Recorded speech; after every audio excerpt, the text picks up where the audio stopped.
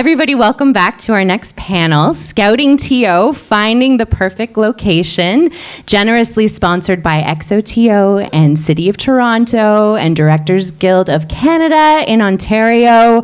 So scout no more, friends. We've found it. We've locked it in. The perfect panel who's going to show us why the City of Toronto has been deemed one of the best places to live and work as a movie maker. That's on the record, while being the perfect backdrop for your story. And this gem comes without paperwork, so enjoy. A big shout out to our sponsors again. Thanks to the City of Toronto and xoTO for the sponsor. CFF has had the pleasure of working with xoTO schools who create interactive educational opportunities for co-op students. We have to shout out Ryan Gordon, who is not here right now, but he helped produce our podcast that we have online called CFF Cheers and Chats. It's available wherever you get your podcasts. I should make a slide of it this week so I can share it with you all, but it's basically these panels we record and we distribute them so that you can listen and learn at all times, all the events and wonderful conversations that we have going on here. And we also have Iman, who's working with us this year at CFF currently, who's a huge asset to our social media and marketing team. And thank you to our location super pros for joining us today, Dason, Richard, Bobby, and Magali. We've got, I forgot to mention this in the first panel, there's a QR code on every slide that takes you to a spot on our website that has everybody's full bios listed. So if you'd like to deep dive as we go through the conversation, it's available there. And I'll give the floor over to Magali, who was the former Film Sector Development Officer for the City of Toronto and is the current Director of Industry Relations at Cinespace Studios Toronto, Ontario's largest film and television production hub. Thank you. Thanks, everyone. Thank you, Jen, so much. Hello, everyone. Very glad to be here today. Thank you to the Canadian Film Festival for this week. I feel like it's kind of the loudest year I've seen, like online. There's so much about it, so many great films, and obviously a very great panel. So very cool to be here today to talk about the nitty-gritty within production, which is basically scouting and location management. So I'm assuming that we don't need to explain all the terms here today, but I'll make sure that it's like we're not assuming that people understand everything that we're saying. I'm, as Jen said, I manage Cinespace Studios, so we're basically the opposite of a location. We're what you don't need when you don't need a location. So every production needs to shoot somewhere. Most of them use large sound stages, which we offer, and then our shows that we have, and every other show that shoots in the city certainly uses a lot of spaces, whether it's the outdoors, residential areas, the public realm, commercial spaces, the water, a shopping mall, a restaurant, someone's backyard, name it. Like locations is everything that is basically not in the sound stage. So we have the pros for that today. Dason and Richards are very established, popular location managers, both represented at the DGC Ontario, and have worked on some of the largest and most important shows we've had in Toronto for the past many years. Mostly recently, Dason on Reacher, one of the biggest series we've ever had in Ontario at large. I know it's pretty impressive. Gen V, Cross, and Richard. Same thing here, Long Kiss Goodnight, Max Payne, Owning Mahoney, Hemlock Grove. Like some of these shows really made the city what it is now in film and TV, The Boys, and one of my top 3 favorite films of last year, The Apprentice. Yes, so good. And Bobby Donches, my ex-colleague, literally used to call him my work husband, one of these type of friendships at the City of Toronto. So permitting exists everywhere throughout the city, and Bobby is the crux and the leader of all of that. So if you have beef to have with the city, there he is.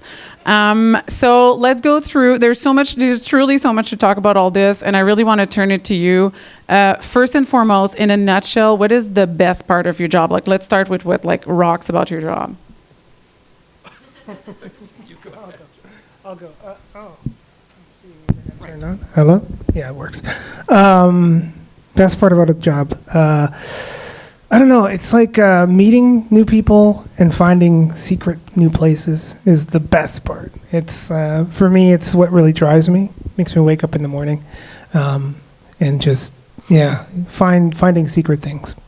We'll get to those secret parts. Don't worry. I think the best part for me is seeing the finished product, and you know, you've got this gut feeling that this location is really, really good, and you're excited for the project, that they're going to go into this spot. It creates a whole scene.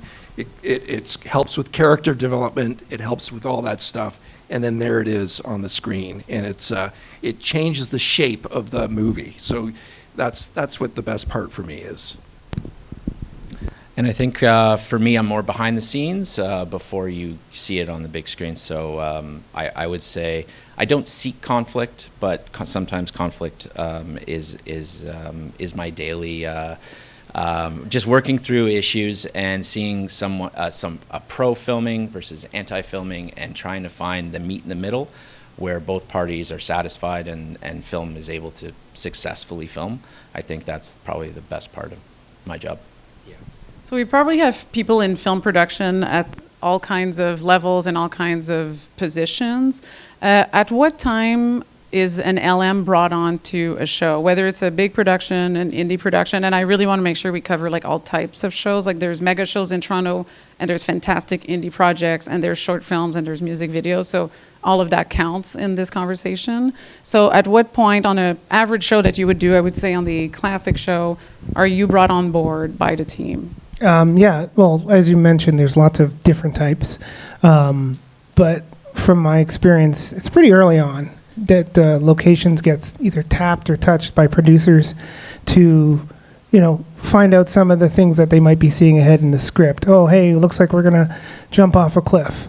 So what kind of cliffs exist in our region?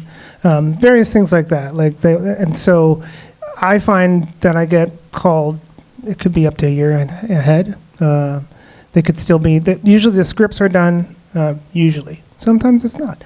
But it does happen quite early in my experience, that we're either have ideas, vague ideas, stuff that's written, stuff that might get written out, but so that we can get ahead of the process, because a lot of things can hinge upon location availability, what you're planning to do at the location, and many other factors.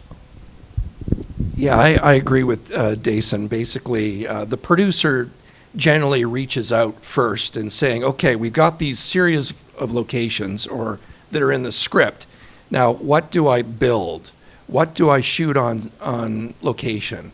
You know, how is it going to work? And so oftentimes I find that the location manager gets hired even prior to the production manager being hired.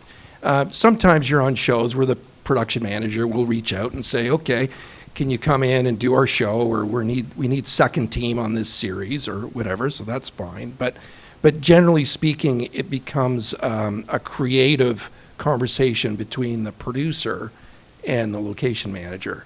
And again, this is even before the production designer shows up. The production designer creates the whole look of the show, as you know, and we work very closely with the production designer. We treat them like they're our boss, but we've got all these different levels of bosses. The first one is the producer, there's the production designer, and then there's the production manager, which you want to make sure that, you know, all of your numbers, so costs and fees and everything are in the budget. That's generally what the production manager is trying to do to try to facilitate that. So Bobby, what needs a permit and when, and how does that work? Like, does everywhere you want to shoot anywhere in the city needs to go through you? Like, what's the sort of breakdown of that? Yeah, that's probably the top question, and we try to get as much information on our website as possible to answer that question, because that's a starter. So basically anything that is owned by the City of Toronto, so we're looking at pools, parks, rinks, community centers, roads and sidewalks. If you're going to be filming there, or if there's any support for your film, such as like equipment or parking, you're required to have a permit. Where you're not required to have a permit is if you're filming exclusively on private property. So you're at a store or a mall or a residence where you're not parking on the street, you're not impeding the sidewalk, you're completely contained to private property, then you don't need a permit. And also that you're filming between 7 and 11. So anytime you need an exemption, you do need to come to the City of Toronto. If you're going to blow up a car, you need to come to the city of Toronto. You should tell and, someone. And we always, because there's, part of the reason is notification. So if you're going to blow up a car, we need to know about it, the police need to know about it, and the residents or the businesses in the area that are going to be impacted need to know about it.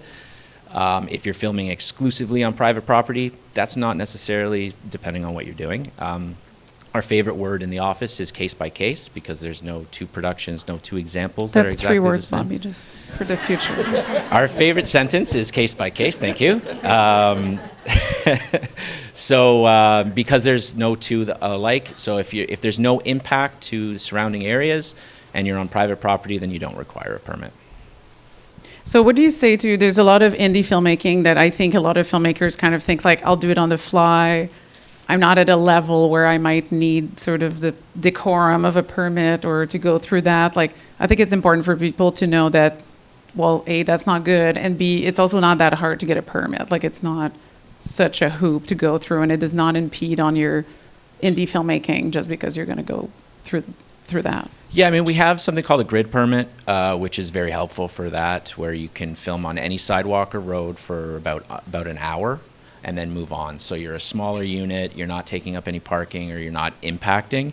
You can film anywhere within the city of Toronto with that type of permit. So it's very flexible. You can get that within a day. There's no notification required because you're going to be in multiple areas multiple times. And there's nothing specific. So there are types of permits that you can get where you can film that way, but generally, our timelines in Toronto are the shortest in North America. It's 48 hours. So a lot of revisions, a lot of changes happen in the process, and in our jurisdiction here, you're able to acquire a permit quite quickly, and that'll meet your needs. So we have different types of permits listed online, and they're all for smaller, for larger, for any type of production. But if I can just say, insurance also needs to be the first thing in place, right? You've got to have insurance in place for the city of Toronto. Absolutely, yes. Insurance across the board for all types of permits and in events, and it works like that for anything you acquire in the city, but insurance is the first document that we would like to receive, absolutely. So essentially, like filmmakers, there is no way you do not encounter the film permitting office, like within even probably your first year of making stuff out there in the world.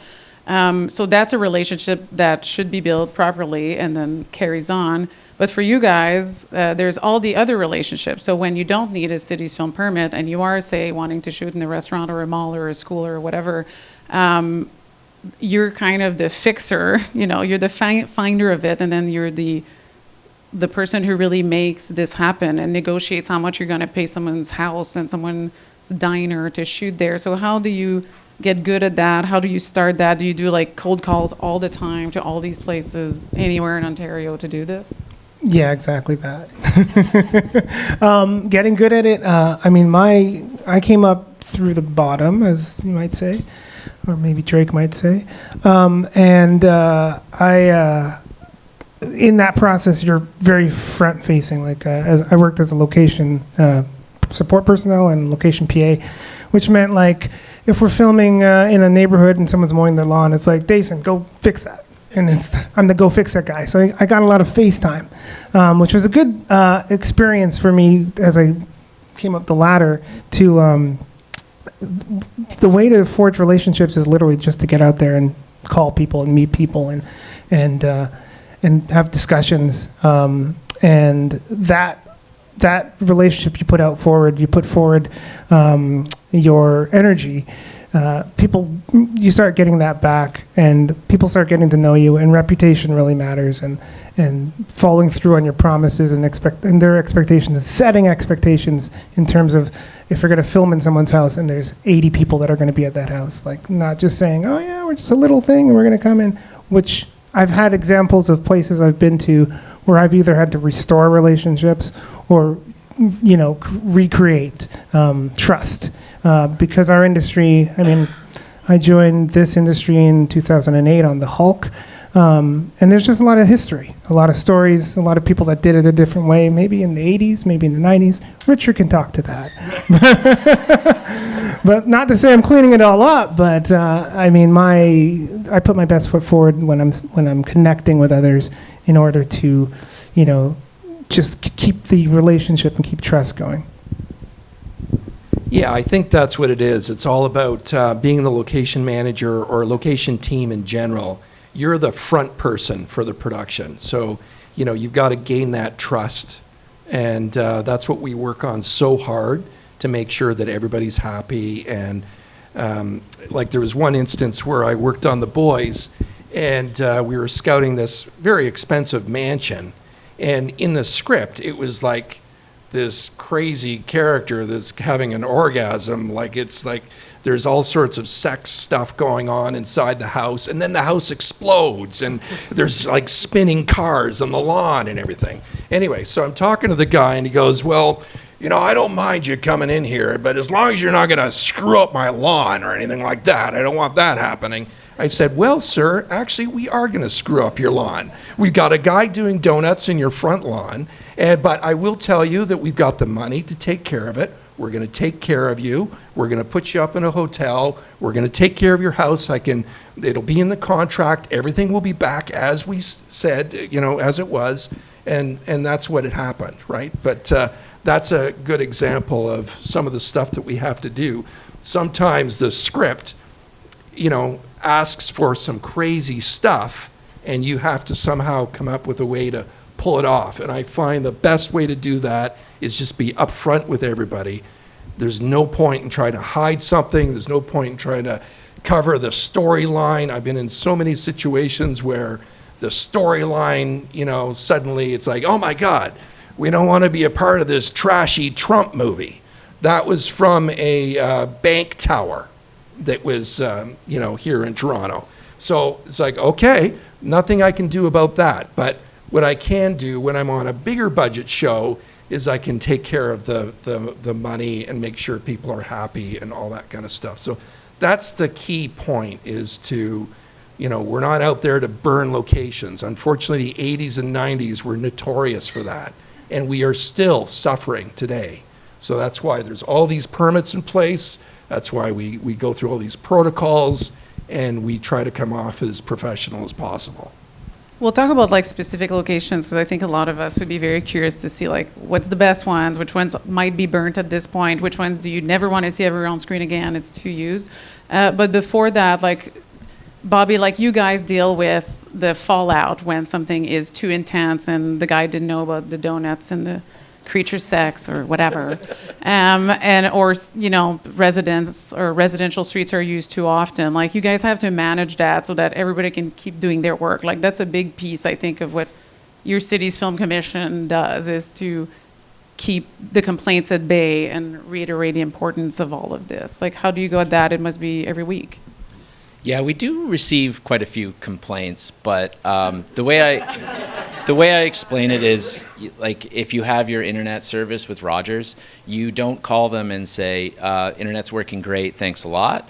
So we don't receive the compliments, we just receive the complaints. So we understand that. We understand the impacts that come with film. I would say that 95% is just forwarding their complaint and talking with them and showing them the website about, film is allowed to do this. Here's the bylaw. Here's the guideline. Here's how it's supposed to be done. And just talking through it. A lot of people just want to vent about they lost their parking spot, or there's, filming went till 2 a.m. I mean, that's a big one for us is the late night, and I understand that completely. We've had instances where a new parent had called me and to complain about a film that wanted to film outside his house till 4 a.m. and they have a newborn baby whose bedroom is right in front of the house. His wife hasn't slept in weeks, and so I've been there. I completely understand it, and I agreed that this may not be a great situation for the individuals and the residents, and as well as production. So part of my job is to kind of find a meet in the middle and bring in production and kind of work something out. And what happened is they filmed 4 doors down, and everyone was kind of satisfied. So it's the meet in the middle. It's the talking to people, explaining the processes, explaining the guidelines. And then, film isn't like construction where they're going to tear up the road and there's a huge hole and you cannot use it. Film is more flexible. So what times do you need to use it? What do you have a delivery? Are you having a party? We can keep this clear. So there's always some sort of accommodation that can take place. So we work closely with location managers and production and just trying to find a meet in the middle. So, I mean, we can't stop the complaints. They're going to continue to come in, but we talk with them. A lot of times it's venting and just explaining the processes and what we can do for them. So what are the coolest spots? Like, what have you guys like found on your own? Like, what's your current, like, I guess maybe some of them are, you know, secrets. I don't know if there's a secret code of location managers, or you may or may not tell each other the new best spot, but tell us about Toronto for you. Like, what is the offer of locations that is so awesome or not? The first rule of the Location Manager Club is don't talk about the Location Manager Club. But no, kidding aside, there are a lot of cool spots. I mean, it's cool to like, I'm a location scout nerd, so I like nerd out about rooftops and, you know, basements. Things that, you know, my wife's like, oh God. It's like, yeah, I was in this basement of this like 18th century like warehouse and it was all, and she's like, who cares? But, you know, that's what I find cool. I'm trying to think. I was in a distillery district place just recently I was scouting. They're going to maybe tear it down, but it was like 7 stories and empty in the middle, and it was a complete death trap, and there was wood with water on it that must have been pouring on it for like 100 years, and I was stepping on it, and I said, I'm going to die today. And I've said that a few times on my scouts. There's been places I've been where I'm like, I'm going to die today, and I don't want to anymore because I have kids now, but that thrill factor, I don't know, I'm addicted to that feeling of like, no one's supposed to be here. This is the first time someone's been here in a while.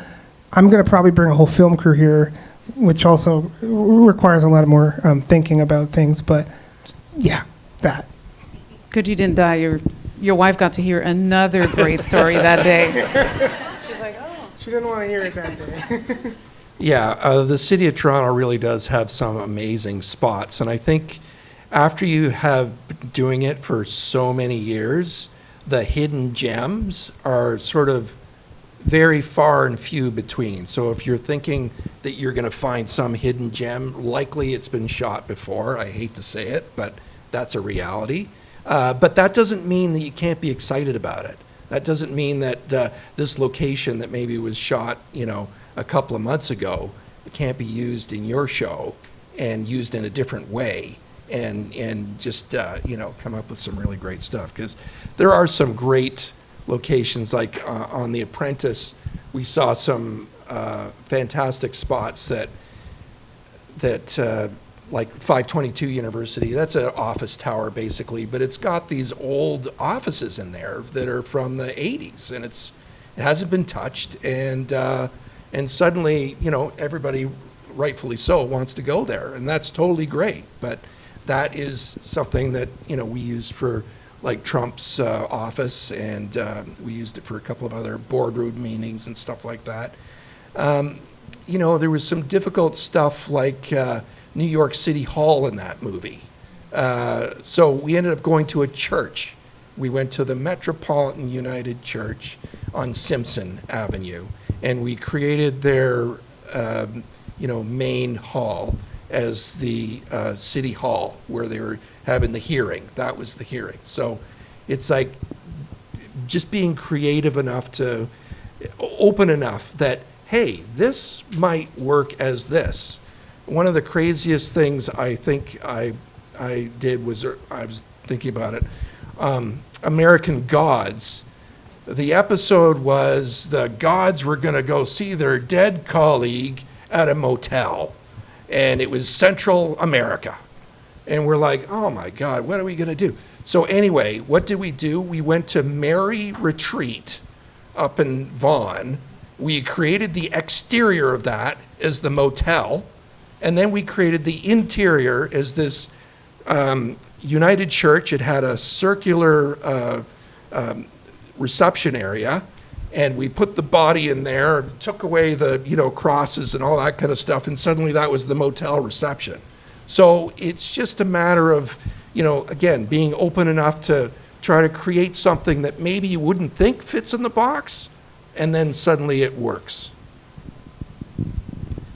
I would say, because I used to work on Toronto Island, and Toronto Island is a hidden gem for the city of Toronto. So I often remember, just regular picnic sites would be an amazing backdrop for film.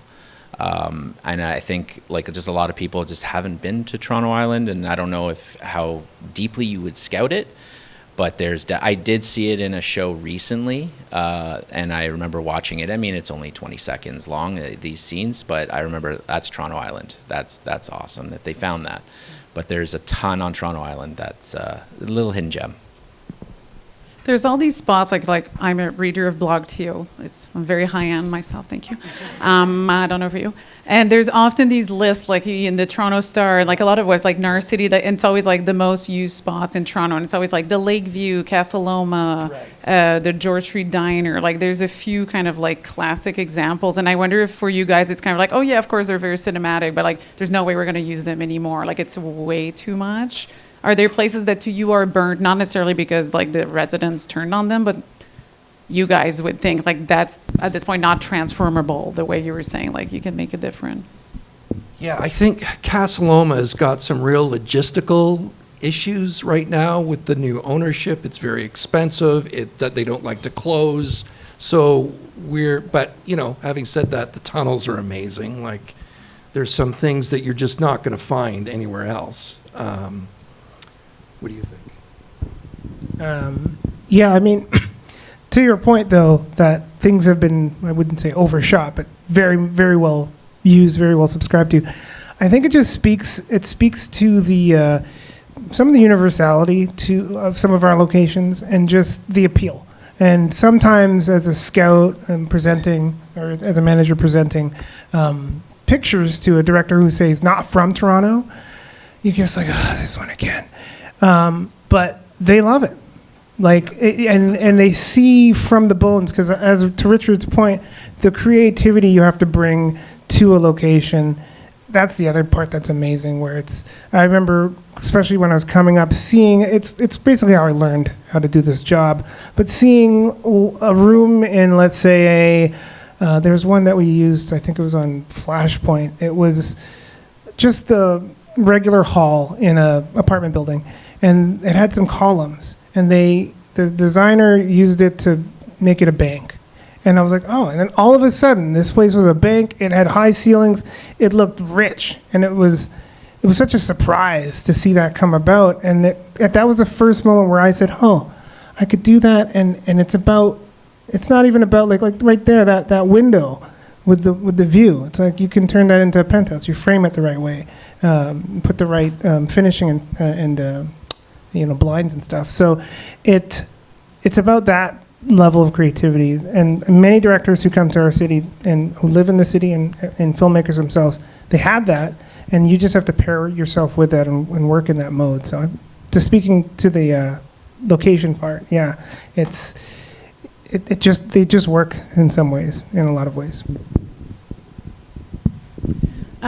So Toronto is both we like to use the terms like world class. We're getting bigger by the week, it feels. So much construction. It's also like as great as it is and as cinematically forward as we are for the industry, it's also like a gridlock now. It is a painful city to get through as much as we all love it. How many times am I going to say as much as we love it, though? Like, love it, love it, love it, love it. Huge pain. But it is, there's huge pain points to just going around the city as a normal citizen, and then you get massive film units that want to go in neighborhoods, but also like downtown, which downtown has always been one of the biggest selling points for getting shows to come here. Is the classic, like Toronto can be any city in North America if you shoot it certain way. So if you tout that's like on your big pamphlet of why you should come here, and then it's a huge pain to get to that exact look, how do you all in your respective jobs like maneuver the very tense downtown core that we now have? Okay. Yeah, I think road closures are very difficult, if not basically impossible. So I think if you have any kind of street scene, like on The Apprentice, we had this scene where it was just a driving sequence. But the director really wanted the road completely locked up, and so I had to convince him that it would be intermittent traffic control, which is ITC, and as per the City of Toronto, it's 2 to 3 minutes, and you've got pay duties and all that. So that's how we get around kind of like being able to pull off stuff like that, where it's a long sequence. He's in a car, they're talking, they can see outside, they need to clear the street.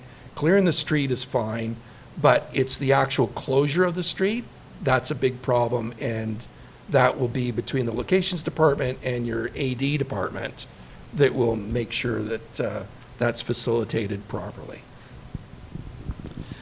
I don't know what you're talking about. There's no construction downtown. But it's a case by case, depending on the street. Case by case. 2 words. Yeah, there's ways around it from the city's side of things. Like if you need a lane closure to park support vehicles, and there's usually a lane already taken up from construction, that could work.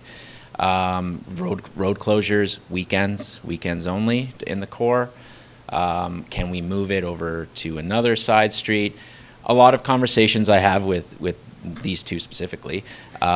You want to film right beside a huge construction site that's closed down. So what's the plan? And like you said, you kind of work it out, and we work it out together with ITCs, with a road closure on a weekend, or we have some tools that we can use to move things around and cheat some scenes.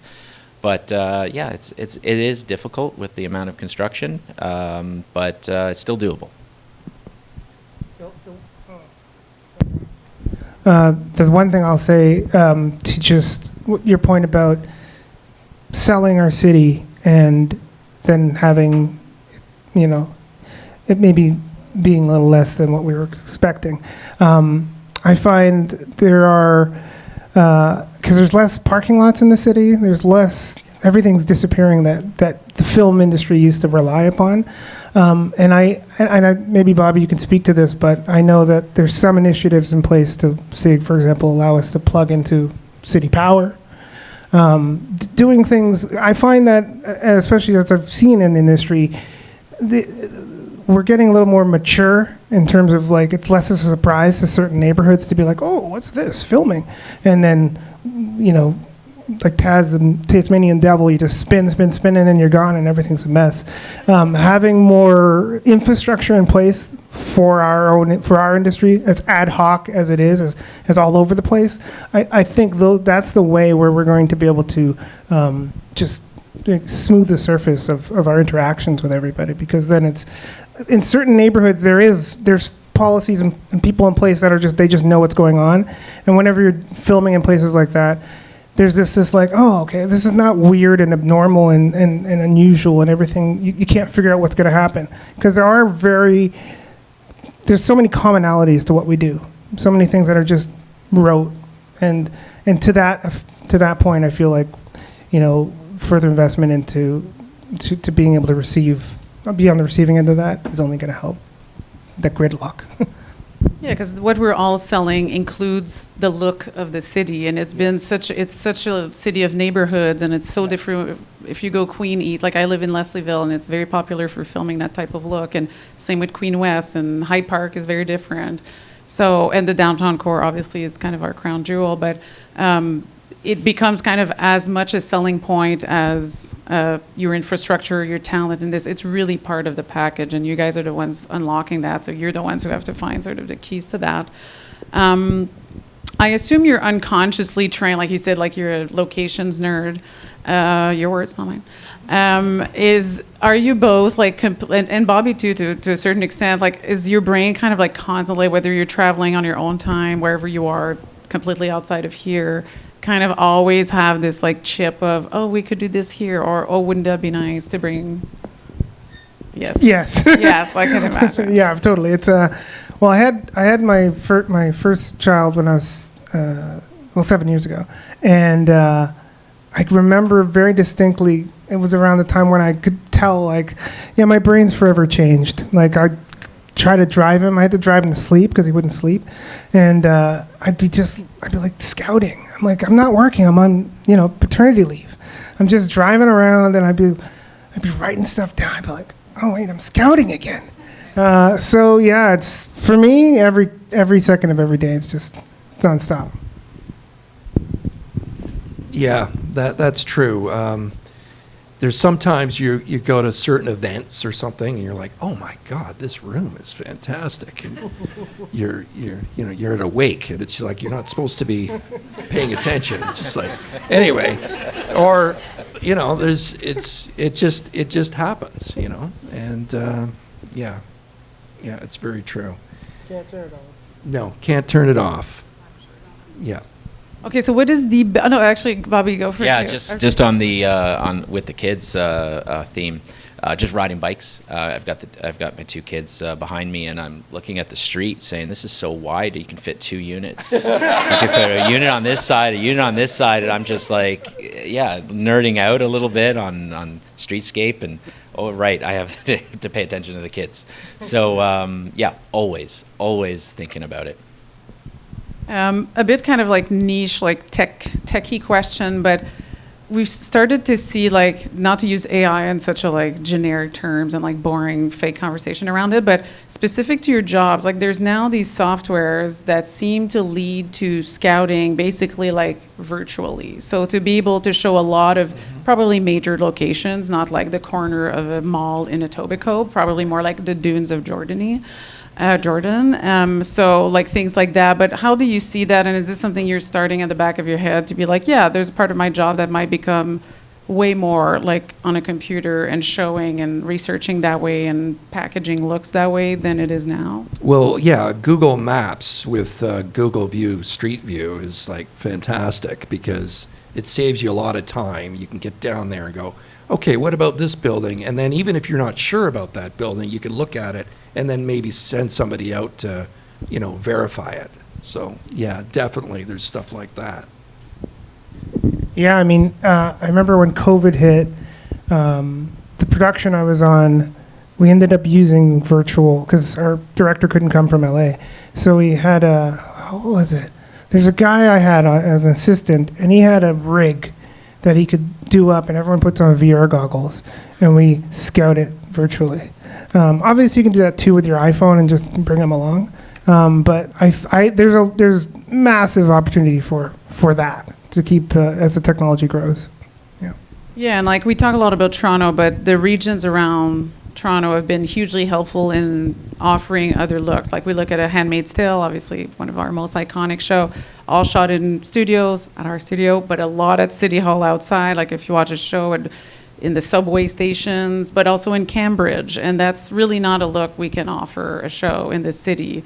So I'm assuming for you guys it's a huge benefit that in a radius of 2 hours, there's all these other cities that have kind of really embraced film to come their way. Yeah, definitely. It's been great, especially to have the jurisdictions be able to take the lead almost of the city of Toronto in terms of permitting and understanding the economic development boost filming can have. But that's also one of the things where we can kind of do Cambridge. There are parts of Toronto that are right on the environs that are still, viable, and it's fun to flip them when it's like, we can make like, what is the one? Mimico? We use Mimico a lot to get a small town look sometimes. Give it up for Mimico. Woo! How about you? Yeah. Sorry, what? No, just like the nature of the work kind of changes the more you can do online. And that's not just you driving around looking at stuff necessarily. Oh, yeah, for sure. I was mentioning Google Maps and City View, but it's so true about the different jurisdictions and that, when people come here, it's not just the city of Toronto. There's like our GTA has so much to offer and with different looks and all that stuff. So I think that's really important for sure to be able to offer that. And it starts at Ontario Creates, which is the film library. All of the locations that have been downloaded are generally there. It'd be very rare to find something that isn't there. Sometimes you need a very specific house, then you'll send somebody out to start knocking at doors or, giving flyers out or something like that. But yeah, Ontario Crates is always a very good place to start.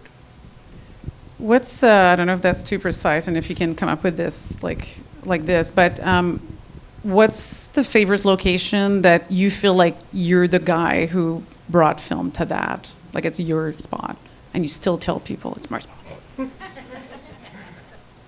You're like, too many, I don't know. Wow.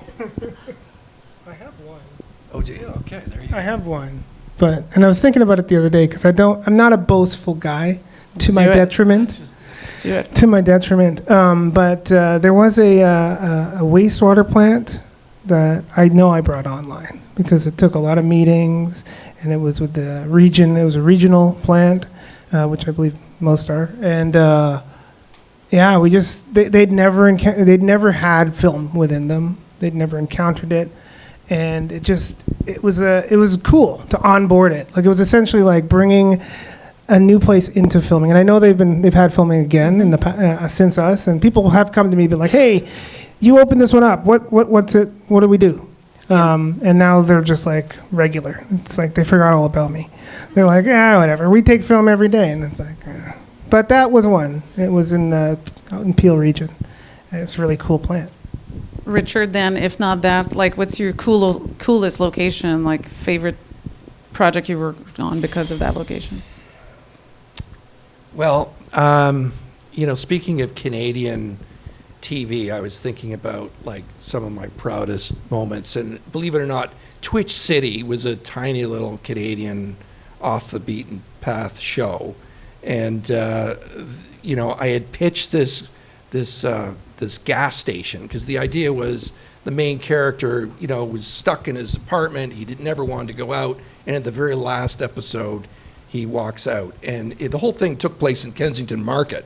So we shot in Kensington Market. It was just incredible. So which you can't really I don't know how easy that is now, but anyway, all I'm trying to say is occasionally you get these proud moments where it's like that gas station right by the highway where the character walks out to see his girlfriend. It's a big epiphany. He didn't come out of his house. He's just like, now he's like in the middle of nowhere. And it just, it set the story up well. And it was just something that, you're kind of proud of, right? You just sit there and go, yeah, that worked well. It was a good gag or whatever, part of the story. I have a couple more before I turn to you all if you have questions for the panelists. But who is being an LM for? Like if anyone's like maybe considering doing this. What a question. Yeah, that is, the LM job is you're not just working for the production. You are working for the City of Toronto, you're working for the public, and you're working for the location that either your show is filming at. And the last thing you want is if you get the sense that your, show is maybe a little risky or whatever, or there's some crew members that might do some bad things or whatever, you've got to do whatever it takes to protect the location and to make sure that everybody leaves on good terms. And so that's the biggest thing about being a location manager. So it's not really just a film job. It's, trying to negotiate all of this different stuff. Yeah, and just to add to that, you're also working, I'm not a location manager, but you're also working for yourself and your name, because it's your location. Yeah. And your name's on the notification letter, your name is with our office, so if there's a problem and we reach out to you. It's your location. So you will be working on this show for another 3 more months, and then you will work on another show. So you're not just working for production houses, you're working for yourself as well. You're working for your reputation. Yeah, reputation is key. And I was taught this, it might have been by you, Richard, but that idea that, not to disparage anyone coming to our fair city to film, but some people are just visitors. I mean, film itself is a visitor to neighborhoods, but sometimes the filmmaker's vested interests might not be in the best interest of our city or the neighborhood or of the street, whatever it could be. But that negotiation is, if you're asking who the location management job is for, middle children, people that are used to negotiating between multiple stakeholders at all points in times and trying to serve everybody as best as they possibly could. Yeah, it's definitely. I mean, anybody can do it though. Anybody can learn it, but I find the people that are most even-keeled and maybe the most excel at it the most, yeah, they've got something where they can, empathy and emotional intelligence and intuition, right? That little triangle. Very well said. We'll turn to the audience if there's questions. Yes, at the back. Yep. My question is, how do you work with organizations like MTHA or all the different I guess they're sub or municipal organizations that control certain properties, and why is it so challenging? You said MTHA? Yeah. What's that one? Like Metro Toronto Housing Authority or Yeah, they that's, cover these very niche areas because these areas have very specific looks that are not from our time. They're not very modern anymore. They're doing something very urban, but there's a lot. It seems like a lot of politics there is. on why who can what and what they want to read the entire script. It's a lot. Why? Yeah, well, I was thinking about this because in that it's the same lane as having developed becoming a more mature industry. With that comes a lot of organizational, I wouldn't call it bloat, but broadness, and certain organizations just have a pathway. They have a channel that you've got to ride through. It can make it faster sometimes, but it also reinforces the edges where you can't come in at a different angle anymore. You can't. For example, the place that I opened up, the wastewater treatment facility, that was, a creative, improvisational thing where they had no policies on filming.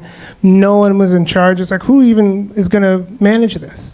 But when it comes to more mature organizations like Metro Toronto, even Infrastructure Ontario, you got to go through the channels. You're not gonna flip the script and get in any other way than the way they prescribed. That's the doorway. At least that's my take. So having the locations that I don't think how this is making myself having the locations manager probably would help to kind of facilitate that relationship.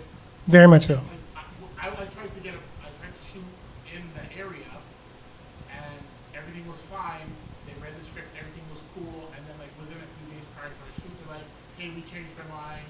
The image of what you're shooting, we don't want that represented in the neighborhood. I'm just right. Yeah, that is the big selling point from some of our jobs is having the history with some of these these organizations, some relationship, trust, reputation, all those things go into play and just some foresight to getting ahead of situations like that because of that history, that understanding of, hey, these guys are a little sensitive about this thing. Maybe we're going to approach it in this manner. So, I'm sure you can talk to that as well. Yeah, I think that's getting back to, script and content, and sometimes that's very difficult to get turned around.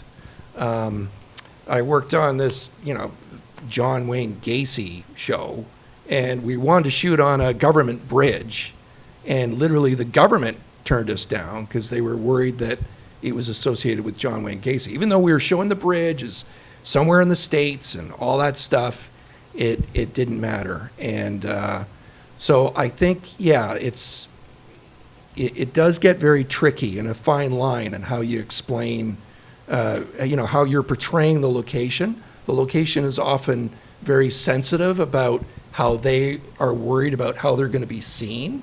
And most of the time, I can say, oh, don't worry, this is going to take place somewhere else. It's fine, or it's fictitious, or we're going to cover up this sign, or nobody's going to recognize it. There's things like that you're trained and is the truth. And so, but having a location manager that's got some kind of experience that can help facilitate that will be able to, help you for sure. Because I know, housing complex, they're sensitive. They don't want to be shown as, drug dealers or whatever it is that you're doing there, right? So, anyway. Mimico Man. Because I've worked as one, and it can be a very thankless job at times, could you talk about the role of location support personnel on film sets? Yeah, your teams. Yeah, for sure. Having been one, it's a very flexible role, but I think the entire location department is a flexible role. And sometimes I say it's the most thankless department, kind of like Bobby's department, but we just don't get the thanks. But we do. And Thank you. I don't need it, but so thank you. But yeah, it's just a flexible role. It's a flexible role, and it's a crucial role, and it's often underlooked and overlooked. So yeah. Absolutely. Location support personnel, like your reputation starts with your entire department. And I think so many times when somebody just gets into the industry and they're working as a location support personnel, they think that it's just like, oh, well, I'm just sitting here watching these cones and it doesn't really matter and blah, blah, blah. But you know what? It does matter, because when things go wrong, it goes right to the top. And so we just appreciate it so much when you've got somebody that knows what they're doing and they're there to do the job and make it all happen. It's very important. Yeah, and I can add to that. So getting ahead of problems is the key, because you don't, and it goes right to the top. And then I have a phone call in the morning. But when we don't get those phone calls, or we get emails with pictures to say, here's our setup, here's what we thought about, here's what we got ahead of, we really appreciate that. And that's a lot of the crews, if not all of them. They're on top of things and they have the experience to do that. So we're very thankful. Thank you again, Dason. Thank you. Yes? Yeah, I just had a question about bystanders and maybe like how to grid permit in High Park and there's people in the background clearing them and how that works. Can they be in the shot? Public place? Okay, so I should mention grid permits do not include parks. So you would need a parks permit that is very specific, because that's a specific location. And there could be a booking already, so there's some conflict checking that goes into place. But as far as using a grid permit on the street, I mean, that would be part of the scene. Or if you have a lockdown, like we said, with ITCs or a road closure, you can control it in that way. Otherwise, it is if it's a smaller project. But if it is a parks project that you're looking at and you want to control, that's something that you would approach our office with ahead of time, so that you can have signage up so that people around are aware, and then maybe book at the site next to the location that you are, so that it's a little bit more controllable. So there's a little bit of tools in there. So like if you would want people in the background, like you're happy those people, is that okay for those people to be filmed? Yep, there's releases that you can offer, and obviously with the signage, some of the signage is, you may be involved in the shoot, and if you're not okay with that, please approach and just speaking to people, and a lot of times a lot of people are wanting that, so that'll work out. Sandwich board. Yeah, you have like a sandwich board that either is some kind of general, Yeah, you've seen them around downtown, I'm sure. They're all over the place for base camp and stuff like that. So if people see it, it's their problem if they end up in her shot, kind of thing. Basically. Like she's good to use it. Check with your legal. She is fine. We love your film. It's great. Yes. Sort of related to what Dason said earlier about when you're in locations that you felt like, you might die at any second, or die that day. If you find a location you really like that's say to be demolished or it's in a bad state, do you have to then consult with health and safety inspectors, or how does that? Yeah, I mean, I'm actually in the midst of negotiating something like that right now, and yeah, you're generally going to have to do your due diligence, either remediation specialist, structural engineer, legal or insurance assessments, but it's on you, especially if you're going to, depending on what your agreement is going to be with whoever owns it. But our department tends to be the leader, or at least the lead for safety. So, yeah, that's generally what we do. I mean, Richard, you've done a lot of crazy shoots. Yeah, that's so true. It's basically inspections and all that kind of stuff. But I don't know, maybe if you're on a show that doesn't have that kind of budget, but you need to try to make sure that safety is mitigated. Like we work with, we've got to answer to unions and ACTRA members and all kinds of stuff. So there's all these different protocols.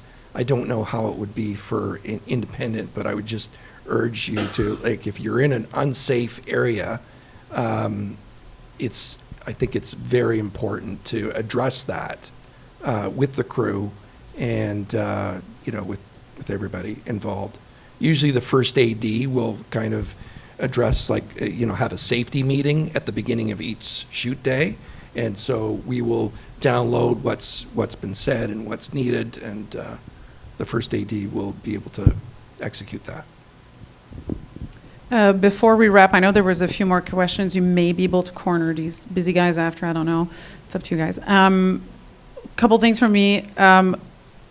Is there a location you've yet to be able to get into that we can wish upon you?